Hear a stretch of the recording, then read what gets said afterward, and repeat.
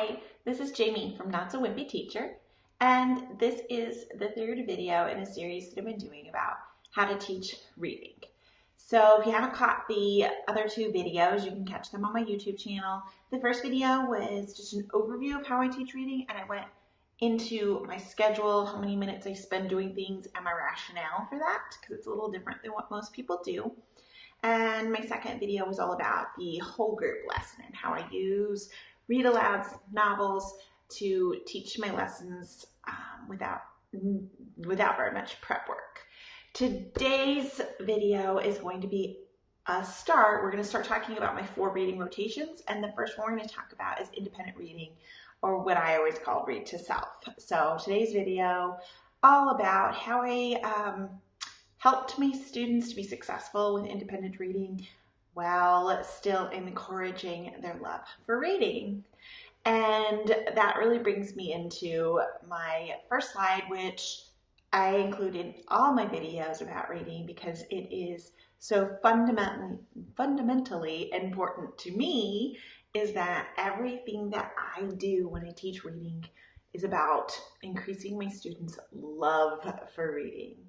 As I've mentioned in my other videos, and I'll just keep mentioning because I think it's so important, my number one goal is that my students will love to read, that they will pick up a book on their own without being told that they have to.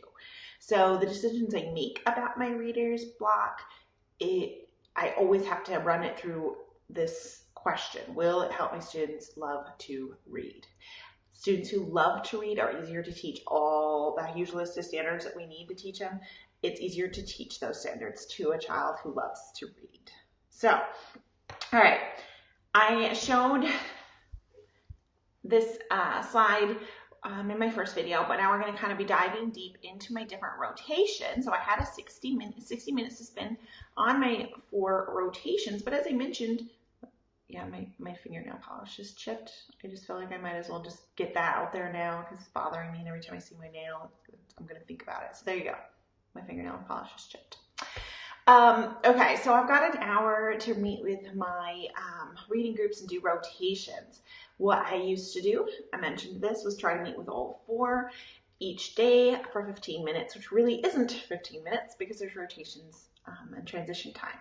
So you really were only getting like 12 minutes per group, and you couldn't dig in deep. You'd get out a book, you'd get to the right page, you'd start reading, you could get like 2 pages in, and it was like already time to clean up and switch groups. No deep discussions, no getting invested in text during reading groups or independent reading time. It wasn't a good use of their time. So I switched to a routine where I would meet with 2 groups per day for a half an hour. Add in some transitions, and it's like 28 minutes, but there's less transition time, so less wasted time, which means more minutes my students are spending with me during a week, more minutes my students are spending doing independent time in centers. It was a win-win for me. I talk a lot more about that in that first video, so if you didn't catch that one, you might want to go back and catch it. But we're going to be talking about each one of these different rotations in the next several videos, and this video is about the independent or read to self center. So you can kind of see my group 1 and group 2, they would meet with me and have their respond to reading time on Monday and Wednesday. And then on Tuesday and Thursday, they would have their read to self time and their centers. And then it would just be the reverse for my groups 3 and 4. So get a little idea of what my rotations look like. And if you want to screenshot this, so that you can come back and think about it, if it's something that you might be interested in experimenting with, feel free to go ahead and do that. So I kind of want to touch on some things I hear the most in my teacher Facebook groups about independent reading. First and foremost, I believe that your independent reading rotation will be 200% more successful if you allow your students to choose what they read and where they read. Don't tell them that they have to get a book in this level, or they have to read this particular book, this chapter of this particular book. Don't tell them that they have to read a certain genre, that has to be their lexile, that it has to be nonfiction. The more choice you offer, the more fun your students will have with their books, and therefore the more they will want to read to themselves, which is ultimately our goal, really. I know this scares some teachers who are like, what? I don't want them reading a book that's not in their AR. What if it's too easy? What if the book they're reading is too easy? Okay. I get that. I get that as teachers, we're always trying to give our students on-level instruction, but you're going to meet with them in the guiding reading groups, and you can pick the level there. But when they're reading to themselves, let them choose. Think about yourself as a reader. Hopefully you're a reader. It's always easier to create a love for reading for our students when we have a love for reading. But think about yourself as a reader. I bet you read different types of books depending on your mood, the time of year.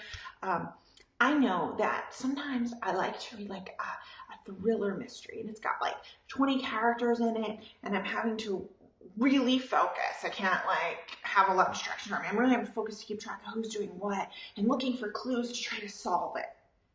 And then another time I want to beach read, right? I want like a romance novel that I can just like relax and read. Like the plot line is not that complex.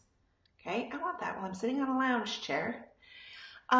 Other times I want to read a nonfiction book. I am trying to grow as an educator or a mother or a wife, and I want to read a nonfiction book. And those sometimes have vocabulary that are trickier, and I sometimes feel like I need to get out a highlighter and take notes.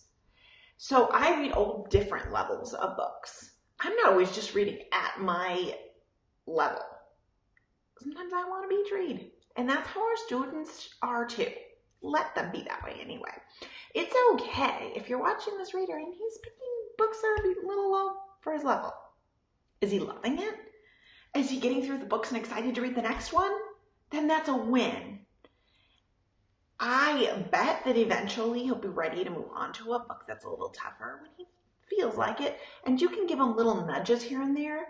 Nudges meaning like a book that's in a similar genre, but maybe a little bit more complex. Set it on the desk, his desk with a sticky note saying, I ran across this book at the library and it really made me think about you. Feel free to read it if you want to. Not making him, but just a little nudge, because sometimes they just don't know what other books are out there, right? But really, even if he goes through and he's reading like a 30-book series, it's a little below his level, but he's stoked and he's picking up the book and excited to read it. Who cares what level it is? He likes reading, and that's what's most important to me. Then the other side of the coin is, but what if they're picking books that are too hard for them? If you really think about it, I bet you have read a before that was a little too challenging for you. And you know what? Sometimes it pushes you. You're like, I'm really interested in this topic. This book's challenging, but I know I can get through it, right? And there's just a little bit of push. And when you finish it, you probably afterwards are exhausted from reading it and would like to read something easier next. But you can be proud of yourself. You didn't understand all of it, but you understood enough of it to be interested enough to finish it. Sometimes our readers are that way too. Sometimes if they're truly interested in a topic, they will push themselves and read a book that's beyond their level. And that's okay. If they're still loving picking up that book each day, that's okay. Probably their next book, they're going to want to read something a little easier. And it's okay. We can tell them that it's okay. But once they have choice, they're going to pick books that interest them, which is going to increase their love for reading. And learning what books are hard and which books are easy is a lesson that they need anyway, because we want them to pick up books at home. We want them to go to the public library, the school library, a bookstore. So they're going to have to learn that some books are tough and some books are not as tough. And to be real honest, they're going to abandon books sometimes too. You and I do. I know I do. There's this book up there in my bedroom. I read the first 2 chapters and I can't get past it. I'm so bored. I don't really understand what's going on. So I'm bored. I probably won't read it. Oh well, I've moved on and read a couple other great books since then, so I need to just let it go. And we need to give our readers that permission too. When you notice one particular reader abandons a book daily, that's when you're probably going to need to pull them aside and have a little reading conference with them. What kind of books have you loved to read in the past? Do you like to read things that are realistic or like fantasy? Get some good ideas about what he likes and dislikes, and then head to the library with him or even without him. Grab a few books and leave them on his desk with a post-it note saying, I think these are fantastic books for you to try. Let me know if any of them sound interesting. And then talk to him on his way in the classroom in the morning. Hey, have you started that book yet? You might want to read along with them too. I read the first chapter. It was really interesting. I can't wait to find out what happens. Sometimes you have to do this with some of our kiddos, but ultimately, the more you can let them choose, the better. Even let them choose where they read in your classroom. Some of my students love to just sit in their chair at their desk. It's like their personal space. Well, others like to sprawl out on the floor. And others want to sit in a beanbag or a stool or something around your room. I let my students pick. We practice picking what it would look like while they're going to their spot, but ultimately I let them decide what spot they can be the most successful in. So, choice, lots of it. All right. Besides choice, the other thing that's really going to increase the success of your independent reading time or your read to self is making sure that you are very slow and steady teaching and practicing these procedures. It's not something that you can just, okay, we're going to start doing reading rotations today. You guys go to read to self and you guys go to this and expect perfection. That's unrealistic. So we need to really plan time in the schedule when you're introducing reading rotations, even if that's in the middle of the school year for you. Plan to spend a significant amount of time teaching and practicing the procedures. Now, teachers will ask me, well, how much time, Jamie? And there is no one right answer because there isn't every class is not exactly the same. It's not one size fits all, okay? But as a teacher, I always plan on needing about 2 weeks to get all my rotations running the way I want them to. Some classes I've had to extend that. In other classes, I've been really excited to say, hey, I think today we can start really doing these rotations. But a lot of teachers think that within 2 days, okay, we're doing reading centers now. And then they're disappointed. I'm always telling them to be quiet. I'm always telling them to stop playing around. I'm always telling them how to use the materials. It's such a waste of time. I hate doing centers. They don't work. And I typically find it's the teacher that rushed the learning of the procedures and practice and modeling of the procedures from the start. Okay, so wherever you're starting these, if you're starting a mid-year or starting at the beginning of the year, plan on spending lots of time. So I'm going to kind of explain to you how I taught my students the procedures for read to self. Change up the procedures to work best for your classroom and your teaching style if you need to. And you certainly don't have to teach it this way, but I love to share what worked for me in case there's a teacher out there who needs a new idea. So first of all, I did not use Daily 5, but I did read the book and have training, and I loved the way that they taught read to self. And so I really did teach read to self like they did. First of all, I have to have some procedures in place, and you'll want to decide your procedures ahead of time. First of all, my students were not allowed to be in our classroom library choosing books during their read to self rotation. Once you're like, well, that's crazy. They're not allowed to go get books during read to self? No, not during their read to self rotation. They may go to my classroom library in the morning if they unpack and they still have time. They can go if they're a fast finisher with something, they don't have any missing assignments that they need to be working on. They can go at the end of the day if they packed up and still have time. They could go during their snack time. But they cannot go during read to self time because during read to self time, the only thing that we do is read. That's all we do.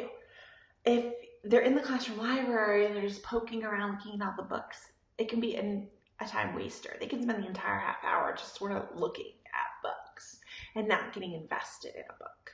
And so my students know that they may not go pick out books then. So my students have a book box. It was just a cardboard box that I got from IKEA. I know lots of people get nice plastic ones from Really Good Stuff or Amazon or even Target, and Walmart have been selling the nice plastic ones I've seen them as low as like $2 a box. And if you can make them last a couple of years, that's not a bad investment. I just used the cardboard ones. They lasted me all year. And they were really cheap. They were like $2 for 5. My students, there was a shelf in my classroom where all their boxes were. They were numbered so that students knew exactly which box was theirs. During their time, they could go to my classroom library and get books to put in their book box. They were welcome to bring books from home. We also were able to go to our school library once a week, and so they could check out books from the school library. But even any way that they decided, they were asked to have 2 to 3 chapter books if they were chapter books. If they chose, because I'm all about choice, if they chose picture books, that was fine too. But I did suggest strongly that they would probably want to have maybe 5 picture books, depending on their length, of course. So they have a box of books waiting for them. During Read to Self time, they grab the box, they head to the spot they like to read in, which they should know. They're not roaming the classroom searching for the spot. We've already practiced and figured out what spots they like. So they head to the spot, they open the book, and they immediately start reading. Eyes are in the book. I should never see their eyes because their eyes are in their book. They're not writing during this time. They're not drawing. They're not talking. Nothing. It's just like their time, all by themselves, reading. So how we would practice and learn this after we would sit down, I like to pull them to the carpet because I find them to be less distracted if they're not at their desk. So I pull them to the carpet and I would explain these routines and procedures, and we might make an anchor chart, talk about what it's going to look and sound like during Read to Self. But here is the magical part, is that we are going to do a modeling exercise. And if you've watched a lot of my videos, you've heard me discuss this exercise before, but I love it so much that I used it in many areas in my classroom, Read to Self especially. So think in your head, teachers, of that student or students that you know is in your classroom who loves to get some attention. They don't care if it's positive or negative attention. They love to be the center of attention, right? They're always the one that's a little bit goofy, looking for somebody to laugh at them or look at them. We all have them. Nothing wrong with it, really. It's just part of their personality and who they are, and we all have some. Read to Self can be a challenge for these kiddos because this is quiet, independent work time and they're not getting attention. And so I like to really help them see that they can be successful. Here's how. We're all sitting there and I say, I'm going to need a volunteer. I need someone to help me. Typically, this kiddo or kiddos will raise their hand and be like, right? You know that kid. We're not talking about the really shy kid who's like, oh God, please don't look at me. Don't even look at me. Don't look at me. Not that kiddo, right? The one that really wants to have some attention, okay? You're going to pick them. You already knew you were going to pick them, and you knew they were going to offer too. You're going to say, all right, Johnny, I need your help. Can you please show the class how to do everything wrong during Read to Self? Can you show them how not to behave during Read to Self? How not to behave? I mean, Johnny's like, what? Have you lost it, Mrs. Sears? And the rest of the class was thinking, what's going on, right? Okay, but Johnny likes attention. This sounds fun, and it is fun. This should be fun. We're not making fun of him at all. We're going to have a good time together. To be real honest with you, when you get your class laughing, they remember things better, okay? So this is going to be a fun exercise. Johnny, do everything wrong. I don't want it to look good at all. Break all the rules, okay? Johnny's going to blast. Let him go around. He's going to peruse through the classroom library. And even though he's not supposed to, he's going to put the books back where they don't belong. He's not going to take his reading book box. He's going to sit on top of the desk. He's going to talk. He's going to walk around the room and try to talk to friends and skip and just anything he's not supposed to be doing, right? Sifting through his desk, what have you. The class is laughing. He's probably laughing too. And the more that the class laughs, probably the more he's going to get into it as well. And it's okay. We're all having a good time. And you're going to cut him off and say, thank you, Johnny. That was awesome. You did a great job of showing us exactly how we don't want to behave during Read to Self. As a class, let's sit and talk about the things Johnny did that we're not supposed to be doing during Read to Self. Make a list of them together. Have students offering examples like, oh, he was talking, he was walking around the room, he had 10 books instead of the 2 or 3 you said we should have. He went back to the library 3 times. He wasn't treating the books nicely, etc., etc., etc. Okay? Now you're going to look at Johnny and say, Johnny, I need one more favor from you. And right now he's thinking, yes, right? Now I need you to show the class what it should look like during read to self time. Show them exactly what it will look like when they're following all of these procedures for read to self. And they do it perfectly. Will you be able to do that for me too? Johnny's happy to oblige. He likes to have the attention, right?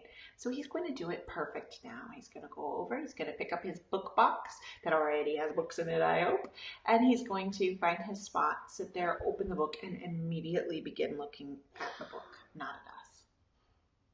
You're going to say, thank you, Johnny. Come back and sit with us. Class, let's talk about all the amazing things Johnny did.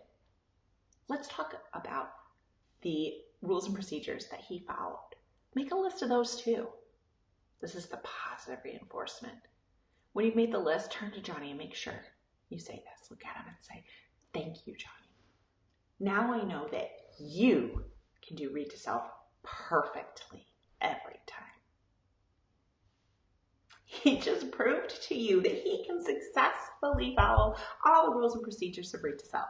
Am I saying that Johnny will never cause trouble during read to self? No, I'm not saying that at all. But I am saying he has proven to you that he can do it. He's proven to himself he can do it. We've had a great time discussing rules and procedures. We've laughed together. We have talked about what not to do and what to do. And one of your tougher kiddos has proven he can be successful. So this is a win. You can go ahead and call in another student and repeat the exercise. You can repeat the exercise the next day or two, a couple different times. Won't hurt, and you'll have lots of volunteers next time, I promise. But when you're ready, you're going to want to get all of your students going, getting their book box. I would practice this as a whole group. Okay, whole class. Now let's all follow the procedures. They're all going to go get their book boxes, find a spot on the floor. And I know that during actual read to self time, the whole class won't be doing it, but I'm practicing it all together right now. I'm not meeting with groups. There's nothing else going on. We're just practicing read to self until we get it perfect. Then we can start learning all of the other rotations and mixing it together. But for now, let's just practice read to self. You get them all reading. They're all looking at their books. I read along with them too. I won't be later. I'll be meeting with groups. But while we're learning how to do it, I'm a model as well. So I'm sitting there and I'm reading. As soon as you notice that kiddos are starting to get off task and looking up and so forth, go ahead and stop the class and keep a timer so you can say things like, all right, we went 5 minutes today. I'm doing perfect read to self. What do you think, class? Tomorrow, could we double that and do 10 minutes? Time them each day and compete with yourselves for how long you can do read to self. You can keep a chart or some sort of tally on the board. You could have kiddos keep a chart.